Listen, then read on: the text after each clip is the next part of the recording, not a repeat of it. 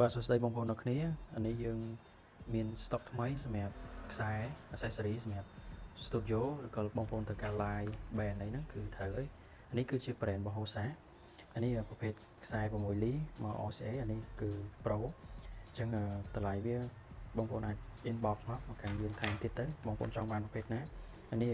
HLR ឈ្មោល6លីអានេះយើងមានខ្សែ USB ដែរអានេះ Type A B បងប្អូនប្រើជាមួយ sound card ជំនាន់មុនក៏បាន MIDI ក៏បានអូខេអានេះខ្សែជាច្រើនបងប្អូនយកទៅចាក់ sequencer ឬក៏បងប្អូនប្រើ speaker អត់ទាន់មាន sound card អាចប្រើខ្សែនេះដែរអានេះវាបំបែក6លីឆ្វេងស្ដាំហើយចូលមក3លីកន្លះអូខេយើងមានខ្សែ microphone អានេះក្បាល Nutrix គេនេះថ្លៃគួរសមដែរហើយនេះយើងមាន Hosa ដែរអានេះក្បាលរៀន silver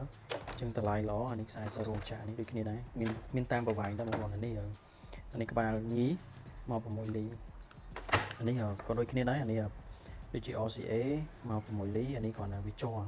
ចឹងតម្លៃជ័រនេះយើងធូរថ្លៃជាងក្បាលដែកនេះខ្សែឆ្វេងស្ដាំអានេះ stereo ដូចគ្នាក្បាលដែកនេះក្បាលនេះ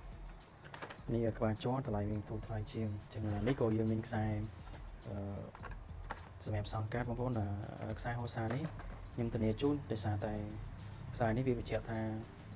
ដាក់សម្រាប់ interface standard ចឹងបងប្អូនអាចប្រើជាមួយ sound card វាអត់ប៉ះពាល់ភ្លើងធ្វើឲ្យ sound card បងប្អូនខូចទេចឹងវាហ៊ានបញ្ជាក់បែបហ្នឹងអានេះខ្សែដែលបងប្អូនត hardware អីនេះយើង stock ដែរអូខេបងប្អូនត្រូវការ accessory ឬក៏